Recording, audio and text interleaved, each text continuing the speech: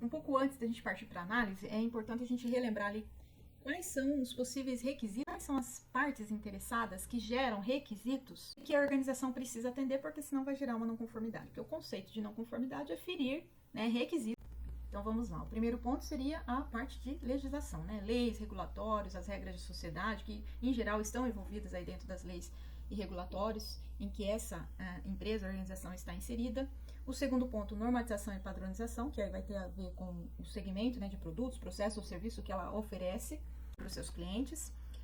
O terceiro, os requisitos do cliente. E quarto, da organização.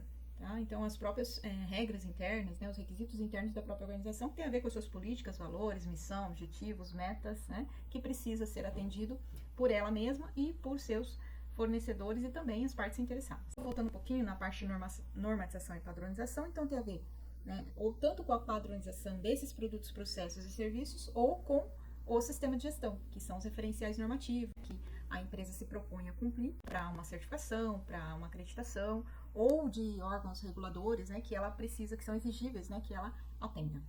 É importante, então, a gente lembrar que para haver um apontamento com não conformidade no sistema de gestão da organização, alguns das regras, dos requisitos colocados, desses 4 pontos, desses 4 atores aqui, precisa ser descumprida.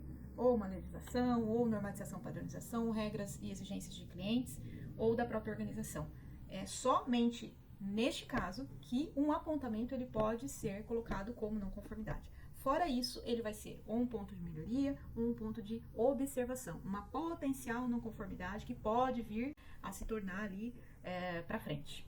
Coloquei alguns exemplos do que seria uma descrição correta, né, de não conformidade, ou mais próximo do ideal de descrição de não conformidade. Então, o primeiro exemplo que eu coloquei aqui foi da ISO 17725, né, a base referencial, e uma não conformidade no 648 da norma, que tem a ver ali com a questão de calibração, programa de calibração e identificação também do status de calibração dos equipamentos.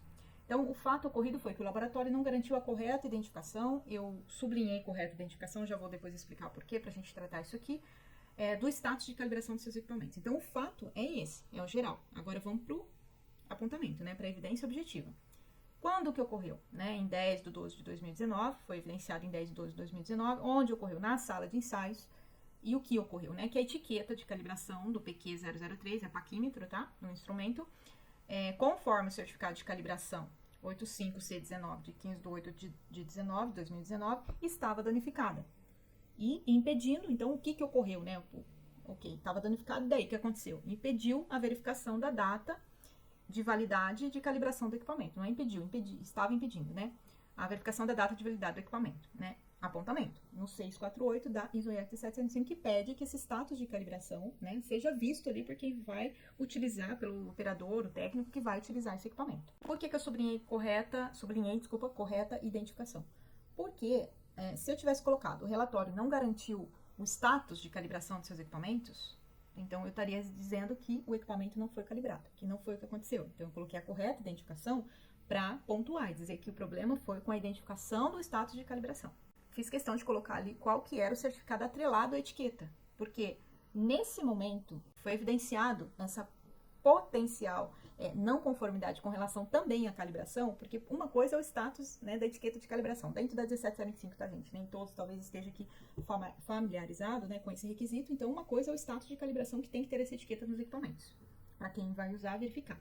E a outra coisa é, da etiqueta de calibração, né, a origem dela vem de um certificado de calibração, que inclusive essa etiqueta é para ser enviada junto pelo laboratório. Se o problema era só na correta identificação, então quer dizer que existia o certificado de calibração e por isso eu evidenciei ali. Quando eu vi que não tinha esse status de calibração, essa etiqueta, a primeira trilha que eu fiz antes de falar qualquer coisa pro auditado foi verificar, pedir o certificado de calibração. Quando eu pedi o certificado de calibração, então eu vi que realmente tinha sido calibrado e que o apontamento deveria ser só com relação ao status, a etiqueta, a correta identificação do status de calibração, porque a etiqueta também existia, porque tem casos que a etiqueta também não vem junto, ou o laboratório não cobra, ou o laboratório calibrador não envia, ou o laboratório recebe, mas não coloca, esquece de colocar, ou não entende que é para colocar no equipamento. Então tem todos esses pontos. Principalmente quando é uma norma mais técnica, como a 17725, o detalhamento é extremamente importante, gente. Por que é importante? Na tratativa da não conformidade, a pessoa responsável por tratar a não conformidade precisa levantar os riscos, que se tem ou não tem riscos, ou se tem oportunidade de melhoria dentro desse apontamento, quando é uma não conformidade.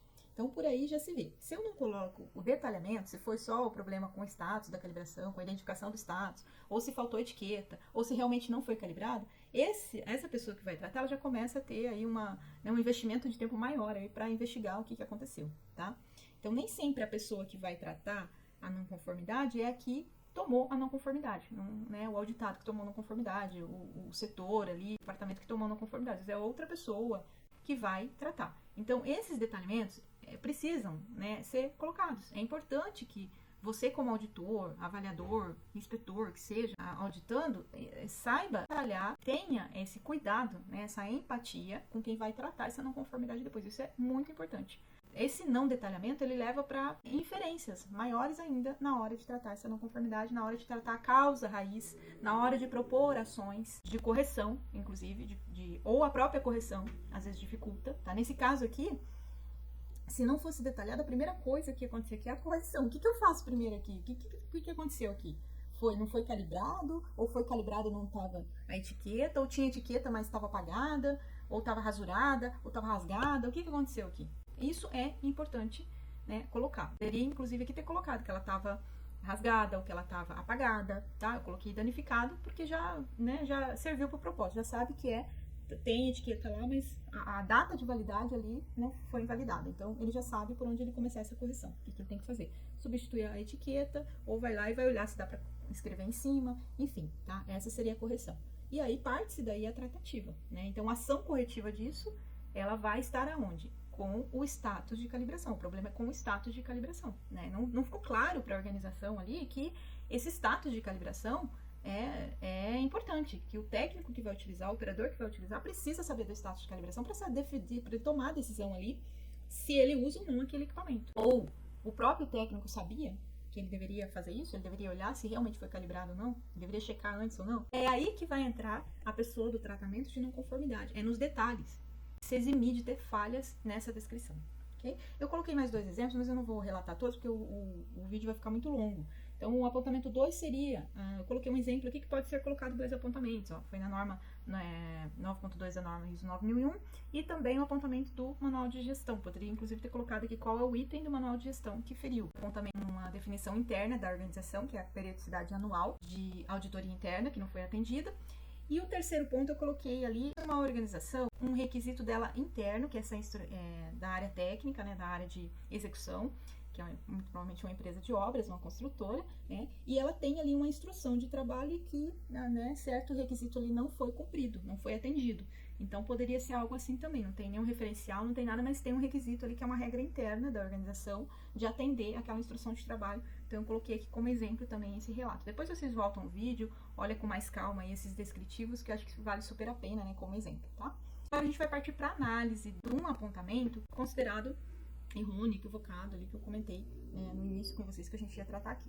O apontamento foi passível aqui de falha, tanto na descrição, da ação da evidência objetiva, e também do requisito que foi ferido. Vamos começar aqui pelo fato. Na auditoria interna de 2020, o laboratório não garantiu que o sistema de gestão estivesse conforme os requisitos do laboratório para seu sistema de gestão. Tá meio estranho, né? Redundante, concordância nominal, tá confuso. Fornecendo, assim, informações suficientes.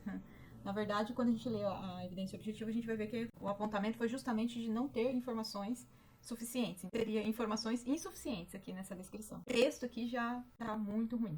Vamos lá para a evidência objetiva, né? No relatório de auditoria interna foi registrado somente requisitos da 17025, não sendo evidenciados registros que foram auditados documentos normativos da CEGECLE e DICLA. O Inmetro, ele tem a CEGECLE, que é o setor que dá a parte de acreditação de laboratórios de ensaio, da acreditação, ou ACPs, enfim, a parte de acreditação fica nesse setor CEGECLE.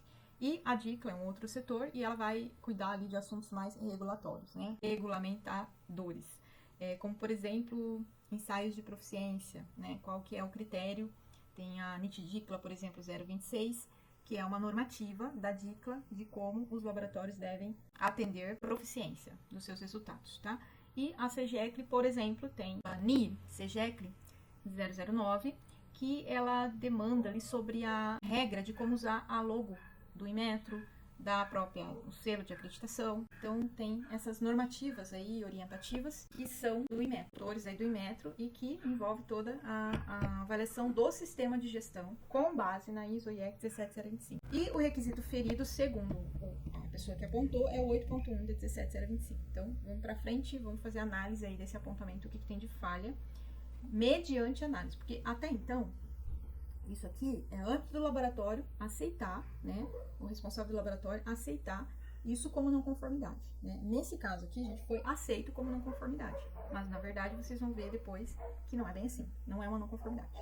O laboratório, ele aceitou como não conformidade, mas no momento da tratativa, eles foram, então, verificar que não deveriam ter aceitado, porque o que acontece? No apontamento, dizia que não havia registros. Não tinha registros, né? Na evidência objetiva deixava claro ali que não tinha registros de que foi avaliado as orientativas e normativas da CGEC e DICLA. Mas no plano de auditoria, no próprio planejamento, já tinha referenciado que seria avaliado, foi planejado que seria avaliado as normativas. Aí tá, ok, foi planejado, Silvia, mas e aí, foi avaliado mesmo? Sim, no relatório de auditoria referenciava as normativas novamente como base também daquele processo de avaliação pontual, e na conclusão do RAI foi colocada a seguinte conclusão. Mediante o processo de amostragem realizado na presente auditoria, constatou-se que o SG atende aos referenciais normativos de base em sua completeza. Então, os normativos de base, lá no início do relatório, dizia que os referenciais de base, né, as normativas e referenciais de base, estavam lá também inclusas, né, a 1725, as legislações pertinentes, que também o laboratório havia pedido, solicitado para incluir na avaliação da auditoria interna, e também normativas e orientativas da CGEC e DICLA, né, do Inmetro em geral.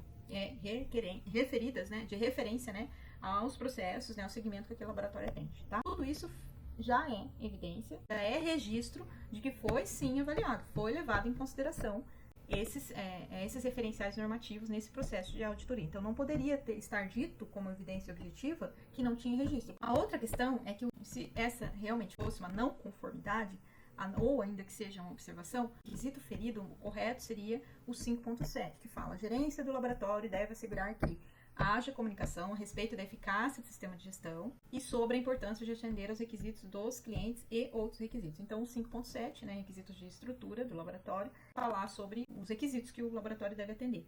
Ele deve garantir o atendimento. Então, aqui está bem claro, requisitos dos clientes e outros requisitos. Aqueles outros 3 pontos lá que a gente colocou, né? Órgãos regulamentadores, requisitos do processo, do produto, né? Normatização, padronização. São esses requisitos que está falando aqui o 5.7. Então, o apontamento, né? O mais correto seria colocar nesse requisito, tá? O 8.1, ele é muito geral ali, tá? Ele fala de organização como um todo, mas ele não especifica quais os requisitos, como esse atendimento deve ser tratado. E aqui está bem claro, né? Deve assegurar que haja comunicação a respeito da eficácia do sistema de gestão. Então, aonde que há a comunicação da eficácia do sistema de gestão? Em que momentos, né? No relato de auditorias, né, internas, externas, avaliações, no monitoramento, no momento de um relatório de desempenho baseado, por exemplo, em indicadores de desempenho, e também num momento de análise crítica, de levar ali a comunicação à direção, e a direção leva, né, relata como que está o desempenho desse sistema de gestão. Então, são esses momentos aí os principais, né? Agora a gente vai continuar para a conclusão dessa análise. É as falhas aqui que a gente pode levantar desse apontamento. Então,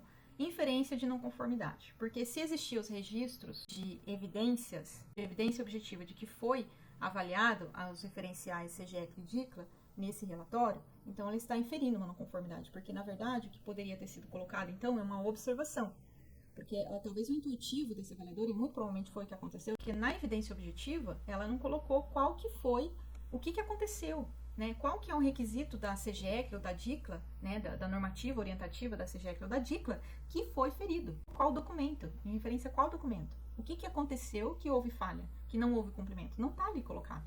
Colocou que não tinha registros de avaliação, mas tinha, porque estava no planejamento da auditoria e estava no relatório de auditoria referenciado.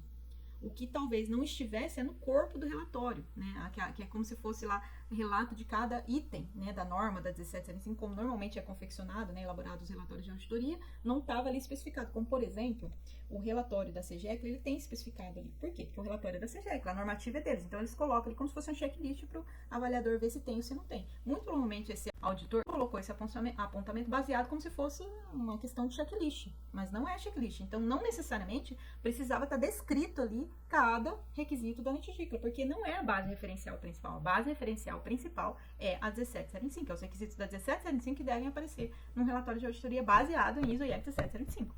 O laboratório, ele pode sim pedir para esse auditor interno, ou se é dele mesmo o auditor interno, ou é o próprio relatório dele, discriminar isso no relatório.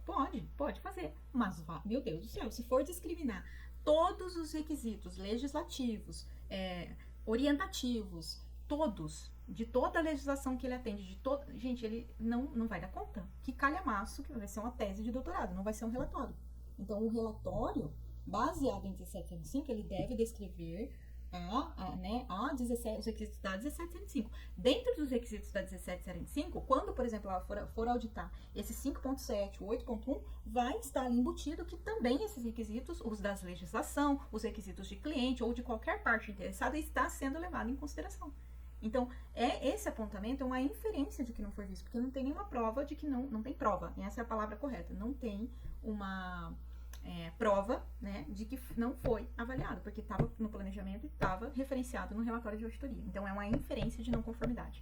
Para ter uma evidência objetiva, o que deveria ter sido realizado?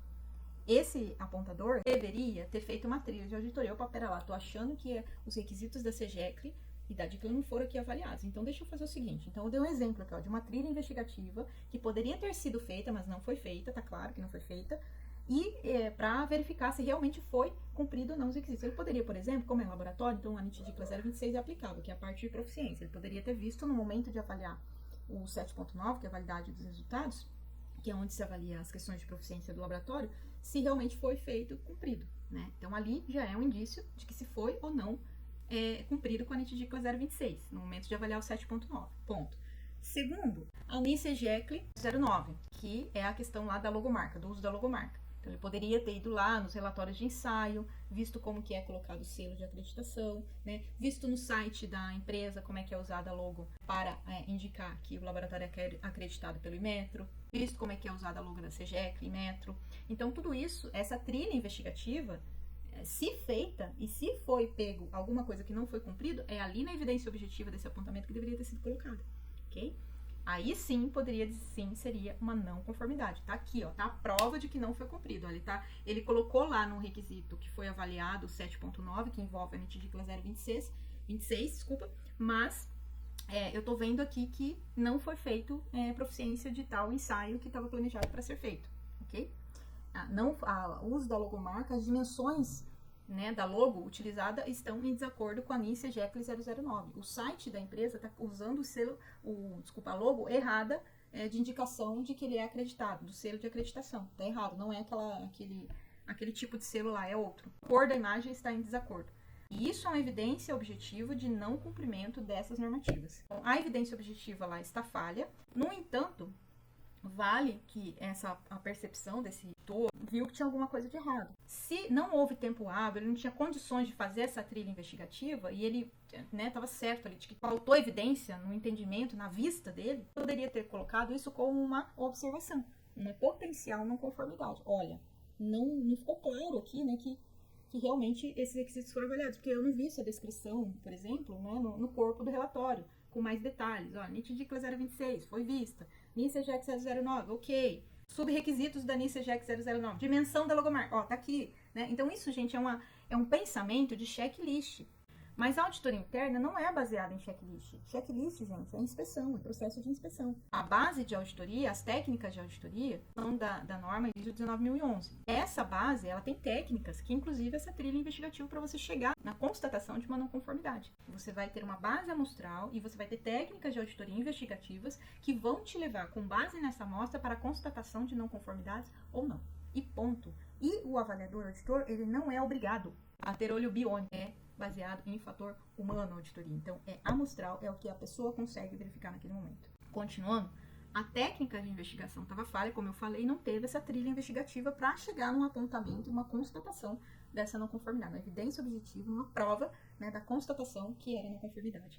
E a classificação também do apontamento estava falha, igual eu falei, ela foi colocado em 8.1 e o 5.7 era o mais indicado nesse quesito, nessa questão. Conclui-se que a evidência objetiva não é suficiente para sustentar essa não conformidade e o apontamento deveria ser apenas uma observação, como se fosse uma potencial não conformidade que futuramente pudesse vir a ocorrer, porque não houve ali uma vista de detalhamento maior da completeza, né, da avaliação que que foi proposta nessa auditoria. Mas, na verdade, ele falou até que não tinha registro, né? E tinha, sim, planejamento desses requisitos para serem auditados e no relatório também relatava. Então, enfim, nem sei se caberia aqui uma observação. Mas se fosse, né? Eu tô aqui com comichão aqui, né? Como avaliador, como auditor, e eu sei que tem coisa errada aqui que não foi vista, eu não vou ter tempo de olhar, eu não tenho como falar, mas eu posso, então, colocar como observação. Olha, mediante a minha vista, nessa base amostral que eu fiz, eu acredito que isso aqui é uma potencial não conformidade. Eu não vi evidências objetivas o suficiente no seu relatório de que realmente esses requisitos foram vistos. E aí o laboratório tem o direito ainda ou não de aceitar como observação. E aí